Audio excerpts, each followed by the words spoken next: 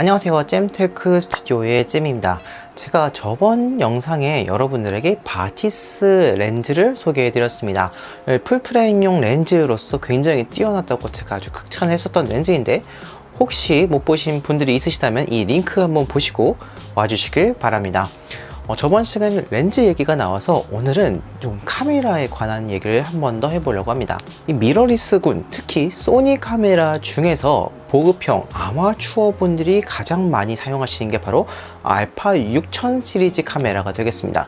그 중에서도 알파 6400, 500, 600 이렇게 탑3라고 볼 수 있는 카메라들을 여러분들이 많은 관심을 가지고 계실 거라고 생각이 듭니다. 그래서 오늘은 한번 이 카메라 3개를 한번 비교를 해 보려고 합니다.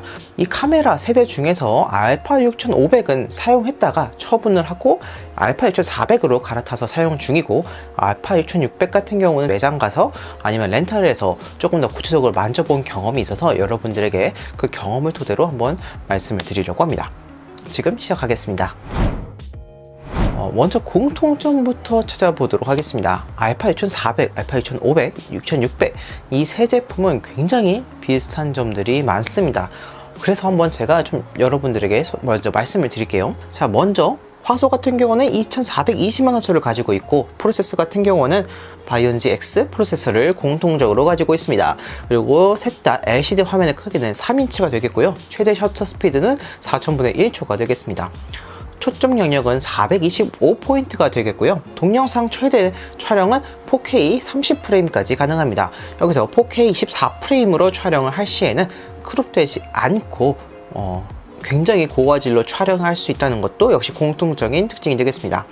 이 외에도 많은 공통점들이 있겠지만 성능 위주로 봤을 때는 이런 공통점이 존재할 것 같습니다. 자, 그 다음엔 차이점에 대해서 한번 얘기해 보도록 하겠습니다. 사실상 공통점보단 이 차이점이 더 중요한 포인트가 되겠죠.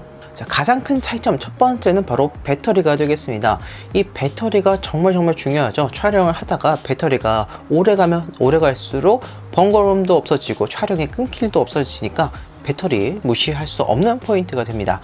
알파 6500 같은 경우는 발열 이슈와 배터리 이슈가 상당히 많았었습니다. 실제로 제가 알파 6500을 사용했을 땐 보조 배터리를 달아서 이 배터리가 더 지속될 수 있게끔 해주는 그런 장치도 설치하면서 촬영을 했던 기억이 있습니다. 그만큼 배터리가 성능이 정말로 좋지 않았을 뿐더러 발효도 굉장히 심했습니다. 자, 그에 반면에 알파 6400은 6500 다음에 나온 모델로서 이 배터리 성능이 굉장히 개선되었습니다. 똑같은 배터리를 사용한다고 하더라도 이 알파 6400에서 더 장시간 촬영할 수 있게 되었다는 거죠. 그리고 나서 나온 6600 같은 경우에는 알파 7 마크 3 같은 풀프레임용 배터리를 채택을 했습니다. 그래서 배터리 용량만 해도 약 2배 정도 차이 날 정도로 굉장히 큰 배터리를 보유해서 알파 6400보다도 장시간 촬영이 가능합니다. 그래서 배터리 성능, 배터리 양으로만 따져봤을 때는 알파 6600이 가장 좋을 것 같고, 그 다음 6400, 6500 순서라고 생각하시면 되겠습니다. 두 번째는 촬영 시간이 되겠습니다. 아무리 배터리 성능이 좋다고 하더라도 촬영 시간이 짧다면 사실상 의미가 없을 수도 있습니다. 메모리와 상관없이 카메라가 얼마나 발열을 잘 컨트롤 하냐가 이 촬영 시간을 결정하는 굉장히 중요한 포인트가 되겠습니다. 아까도 말씀드렸지만 6500 같은 경우는 이 발열 처리가 굉장히 좋지 않았습니다. 그래서 장시간 촬영할 경우에는 솔직히 조금 부담스럽고 걱정이 많이 되었습니다. 중간에 꺼지는 일도 종종 있었고, 이 실내에서 아니면 좀 시원한 공간에서 촬영한다면 그나마 좀 괜찮았지만, 무더운 더위에서 촬영한다면 쉽게 발열돼서 이 카메라가 셧다운 돼서 길게는 30분 정도 촬영을 못할 경우도 종종 있었거든요. 그만큼 좀 불편한 경험이 있었습니다. 그래도 알파 6400은 확실히 이 부분이 개선되었습니다. 물론 똑같이 햇빛, 뜨거운 곳 이런 곳에서 촬영한다면은 크게 달라질 점이 없을 수도 있겠지만, 그런 걸 제외한다고 한다면은 그래도 알파 6500보다는 6400이 더 좋은 모습을 보여줍니다. 자, 제일 최근에 나온 알파 6600 같은 경우는 역시나 더 좋은 모습을 보여줍니다. 장시간 촬영에도 무리가 없고, 그리고 발열 부분에서도 6500보다 더 좋은 모습을 보여주기 때문에 장시간 촬영하는데 전혀 지장이 없다고 판단이 되었습니다. 그래서 이 촬영 시간에서 가장 좋은 건 역시 6600, 그 다음 6400, 6500 순서가 되겠습니다. 세 번째는 무게가 되겠습니다. 아무래도 큰 배터리를 사용하는 알파 6600이 당연히 제일 무겁겠죠. 알파 6600 같은 경우에는 503g으로 제일 무거운 무게를 보유하고 있고요. 그 다음 6500 같은 경우는 453g, 그리고 6400이 403g으로 알파 6600이 가장 무겁고 알파 6400이 가장 가벼운 카메라가 되겠습니다. 자, 네 번째는 부피가 되겠습니다. 부피 같은 경우는 6500과 6400이 외관으로는 완전하게 동일하기 때문에 똑같다고 보시면 되겠습니다. 6600 같은 경우는 배터리를 더 큰 걸 사용하기 때문에 그만큼 배터리에 넣는 공간이 커지면서 카메라가 조금 더 커졌습니다. 특히 이 손잡이 부분이 굉장히 굵어졌다는 느낌이 들 정도로 커졌거든요. 그래서 부피는 6600이 가장 크고 6400과 6500은 동일하다고 보시면 좋을 것 같습니다. 자, 다섯 번째는 ISO입니다. ISO 같은 경우는 조금 웃기지만 알파 6500이 가장 좋지 않습니다. 확장 ISO라고 해서 기존에 있던 ISO보다 더 많은, 더 넓은 범위를 촬영할 수 있냐라고 하는 게 있는데 6500 같은 경우에는 51200으로 가장 낮은 값을 보유해주고 있습니다. 그에 반면에 6600과 6400은 102,400까지 촬영이 가능하기 때문에 ISO는 6500이 가장 딸리고 6400과 6600이 동일하다고 보시면 좋을 것 같습니다. 자, 여섯 번째입니다. 여섯 번째는 손떨방 기능에 대해서 얘기를 해보도록 하겠습니다.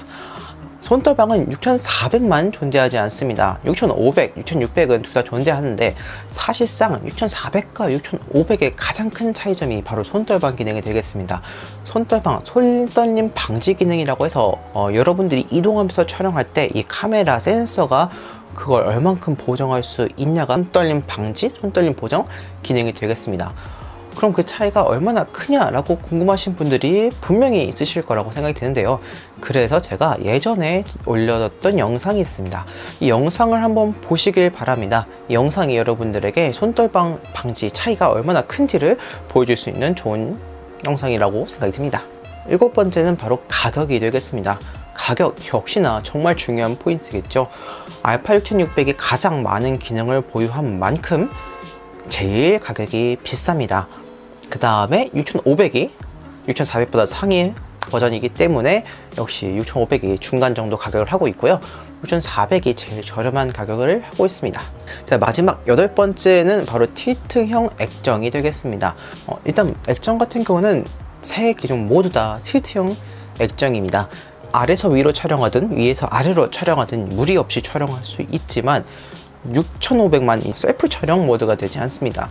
셀프 촬영이라고 해서 이 카메라가 이렇게 있으면은 이 액정이 완전히 이렇게 꺾여서 여러분들이 화면을 확인할 수 있는 촬영 방법이라고 생각하시면 될 텐데요. 아쉽게도 6500만 존재하지 않고 6600과 6400은 동일하게 존재합니다.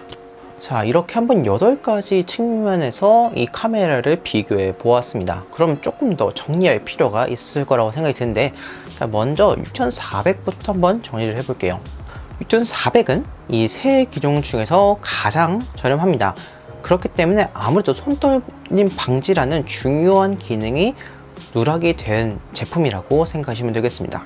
그리고 배터리 측면이나 촬영 시간 면에서는 걱정할 필요가 없이 훌륭한 모습을 보여주는 카메라입니다. 그리고 가격을 제일 싸서 제일 안 좋냐? 또 그렇지는 않습니다. 굉장히 우수한 화질과 우수한 능력을 보유해주는 아주 훌륭한 카메라라고 생각하시면 좋을 것 같습니다. 6500은 중간 정도 가격을 형성하고 있습니다. 그리고 정말 중요한 기능이 손떨림 방지가 탑재가 되어 있지만 가장 출시가 오래된 모델인 만큼 좀 누락된 기능들이 몇 가지가 존재하고, 또 가장 큰 이슈였던 발열과 배터리 기능이 개선되지 않았다는 정말 큰 오점을 남기고 있는 제품입니다. 6600은 6400과 6500의 장점을 모두 다 가지고 있는 카메라가 되겠습니다. 두 개의 카메라의 장점을 모두 가지고 있는 만큼 가장 비싼 가격을 보유한다는 크나큰 단점이 존재합니다. 자, 한번 이렇게 간단하게 또 정리를 해 보았습니다. 그럼 여러분들이 조금 더 쉽게 이해하실 수 있기 위해서 제가 한 줄 평을 한번 해보겠습니다. 알파 6400은 최고의 가성비 미러리스 카메라라고 말씀드릴 수 있겠습니다. 물론 캐논이나 타 브랜드를 비교한다면 조금 달라질 수 있지만 일단 이 세 카메라 중에서는 단연 가성비가 최고라고 말씀드릴 수 있겠습니다. 비록 손떨림 방지 기능은 없지만 그 기능을 제외한다면 사실상 모든 기능을 다 갖추고 있고 장시간 촬영함에도 전혀 무리가 없는 아주 좋은 카메라입니다. 실제로 제가 촬영하고 있는 카메라가 이 알파 6400인데 촬영 시간 때문에 불편했던 적은 단 한 번도 없을 정도로 여러분 정말 만족하시면서 사용하실 수 있을 거라고 생각이 듭니다. 알파 6500은 손떨림 방지 기능이 무조건 필요하신 분들에게만 추천하고 싶습니다. 알파 6500 계속 언급을 하고 있지만 발열 이슈와 배터리 이슈는 해결되지 않은 크나큰 숙제입니다. 아무리 손떨림 방지 기능이 있다고 하더라도 장시간 촬영에 문제가 생긴다면은 여러분들 촬영하시는데 굉장히 많은 불편함을 호소할 수 있을 거라고 생각합니다. 그럼에도 나는 이동하는 시간이 많기 때문에 이 손떨림 방지를 포기할 수 없다라고 하시는 분들에게만 저는 추천을 드리고 싶은 제품입니다. 1600을 살 바엔 알파 7 마크 3를 사라고 여러분들에게 말씀드리고 싶습니다. 6600 가격이 정말 크롭바디 치고는 너무나 말도 안 되게 높은 가격입니다. 지금 인터넷 최저가 160만원 정도 형성이 되어 있는데 사실 여기서 한 40만원만 좀 보태주면은 풀프레임 바디인 알파 7 마크 3로 갈 수가 있습니다. 카메라에서 40만원 사실 엄청나게 큰 돈은 아니기 때문에 조금만 울며 겨자 먹기로 40만원만 투자하시면 훨씬 더 압도적인 성능을 가진 알파 7 마크 3를 여러분들이 사용하실 수 있게 되겠습니다. 물론 이 풀프레임으로 넘어가면 렌즈 가격이 굉장히 비싸져서 금전적으로 부담이 된다 라고 하시는 분들에게는 어쩔 수 없지만 그게 아니라면은 저는 굳이 이 알파 6600을 살 필요는 없을 거라고 생각이 듭니다. 뭐 셋 중에서 여러분들이 어떤 카메라를 선호하실지는 전 모르겠지만 솔직하게 제 개인적으로 여러분들께 어필을 한다면 알파 6400이 가장 좋다고 생각합니다. 알파 6600 정도 구매할 수 있는 돈이 있으시다면 저는 차라리 지금 제가 사용하고 있는 이 조합 알파 6400에 1810F4 렌즈를 구매를 하셔서 사용하시는 게 훨씬 더 좋을 거라고 생각이 됩니다. 제가 지금 쓰고 있는 이 카메라 조합이 정말 가성비 조합이기 때문에 여러분 정말 후회하시지 않고 사용하실 수 있을 거라고 생각이 듭니다. 이 점 참고하셔서 여러분들이 이 미러리스 카메라를 구매하시는데 큰 도움이 되시길 바랍니다. 오늘 영상 여기까지입니다. 이 영상을 보시고 도움이 되셨다면 좋아요와 구독 버튼 눌러드리기 부탁드립니다. 감사합니다. 이상 잼이었습니다.